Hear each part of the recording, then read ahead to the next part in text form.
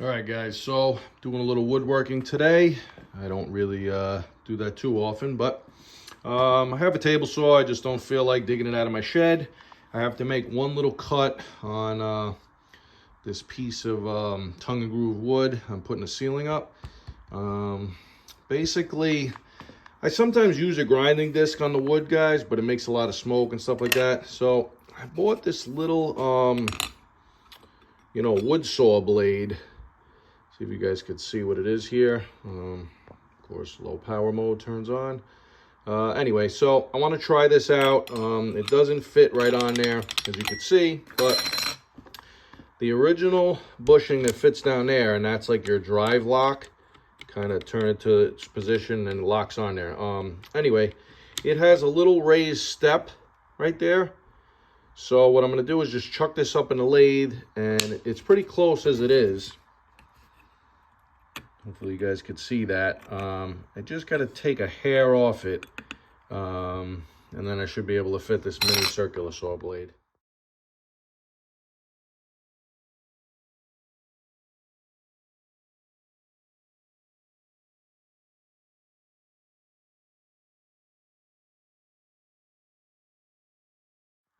All right, guys, so I busted out the old Starett dial indicator set. This was my dad's. I absolutely love this thing. To this day, it still works great. So all I did was, the kit comes with a bunch of different adapters, shafts, and this bar and different things.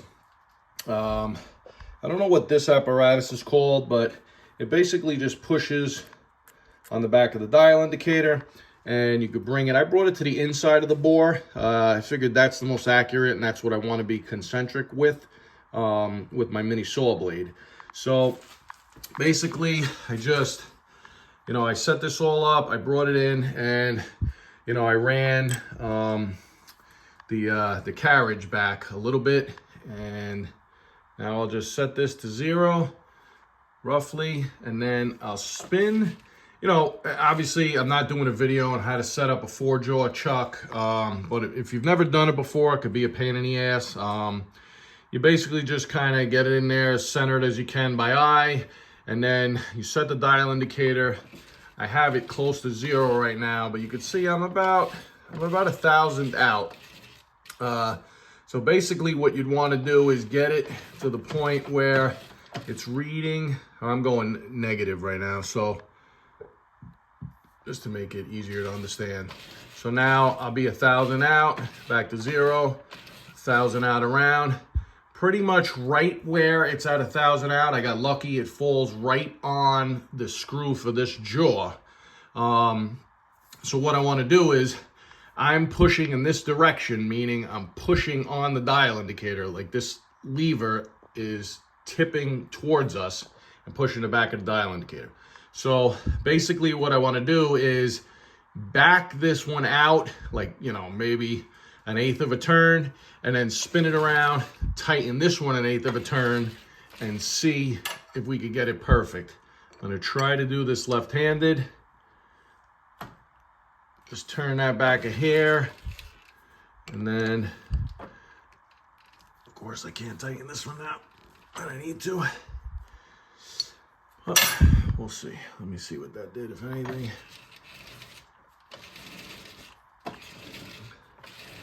Yeah, I'm about 1/2 thou out right now. So just gonna do that again off camera, and then we'll come back quick and see if I can get it to 0. All right, guys, so spent way longer than I'd like to admit on barely getting it much better. But we spin it. You can see I'm about as close to 0 as I'm gonna get right now. It's definitely more than I need for a project like this, especially with woodworking. I'm using a cheap junk Chinese 4-jaw chuck, which also does not help. I'm hoping in the future to get a nice old vintage one to match the lathe, but for now, we got to use what we have. So anyway, I'm gonna pull all this stuff apart, and I'm gonna start coming in and taking my cuts. Just a reminder, I'm gonna be machining the outside of this hub. to fit the little circular saw blade. Moving right along, I'm going to take some dimensions of the inner bore on this guy here.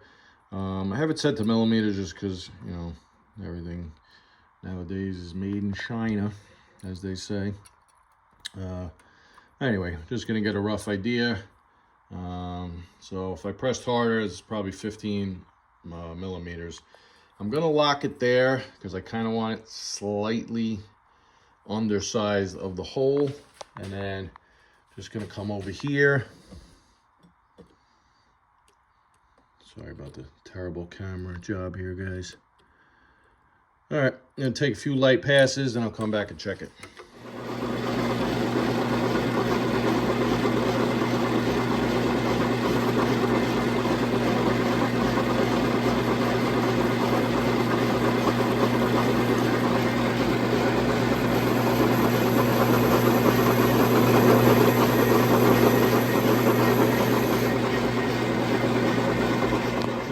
Point out, guys, when I put this washer in the 4-jaw chuck, I kind of set it back just a hair. Hopefully you can see if I put my finger there. So it's not dead even with the end of the jaws.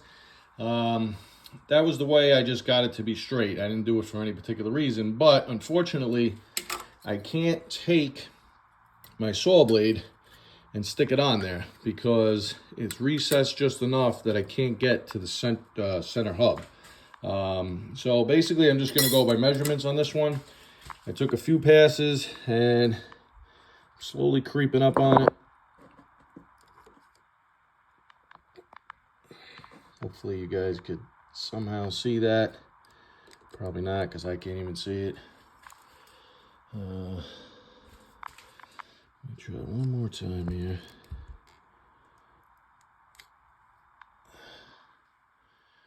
All right. 14.96 millimeters, and like I said before, this guy is 15, so I'm gonna call that good for now. All right, guys, there's the finished part. I have a little burr right there. You guys can see that. I'm just gonna file that off when I get done. But anyway, more than happy with the fit on this, guys. Hopefully I could show you what I mean here. That is beautiful. There's no play at all on that. As you can see, that's what I'm looking for.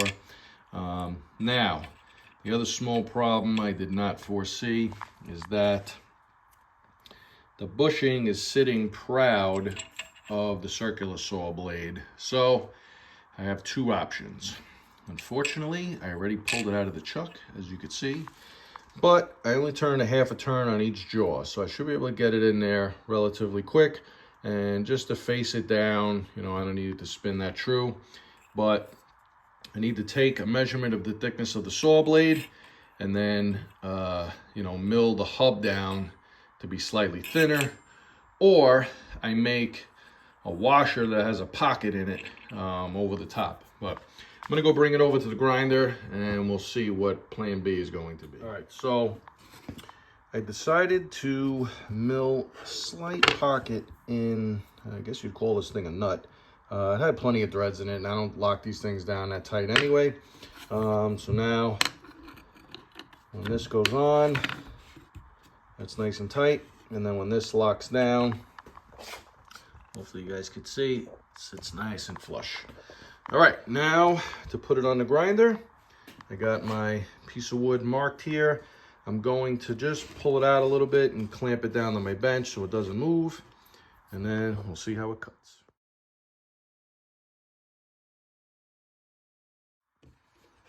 All right, this one goes first. You can see the slot there, goes right there. Not really such a great fit, but works fine. Circular saw blade next. Hopefully I have the right direction. I'm almost positive that is correct though. And then this guy, put the recessed part down.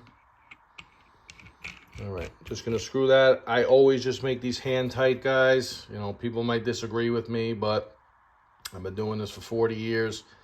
I make them hand tight. I hold the lock on the back and I kind of just grab the saw blade and make them hand tight. Now, when I want to take it apart, I usually can just grab it with my hand. With these, sometimes, obviously unplug it first, but I'll just take like a glove or a rag, hold it, take it apart. If you have to go get the spanner wrench for these every time, or, you know, put a bigger pliers on it or something like that, you know, it's just a pain in the ass, to be honest.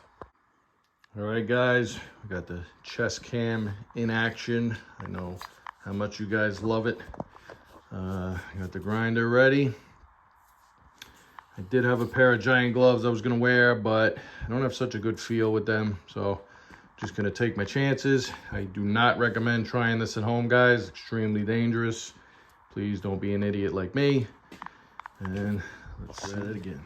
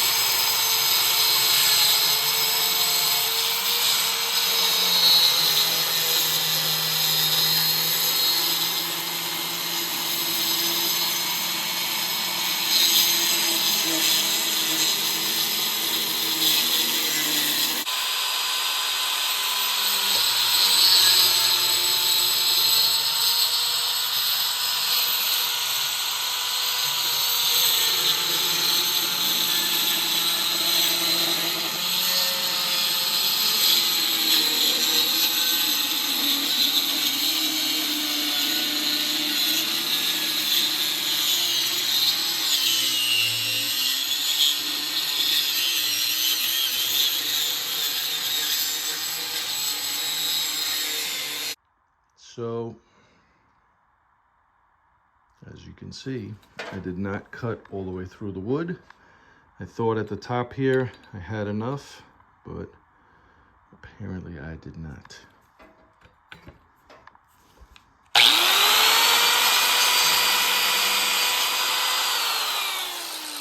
All right, so I'm gonna have to flip it over. It was not great holding it at an angle like this to begin with, guys. I don't consider this a complete fail, however, because there's a lot of times where I just need to cut like little pieces of molding or some thinner stock. This is probably on the thicker side for what I do woodworking wise. So let's see if we can just flip it over for now and cut it all the way through.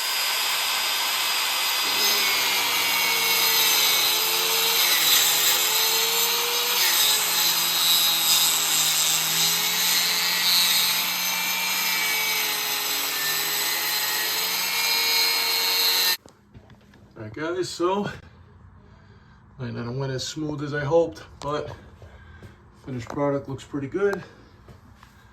And we'll call this ceiling done.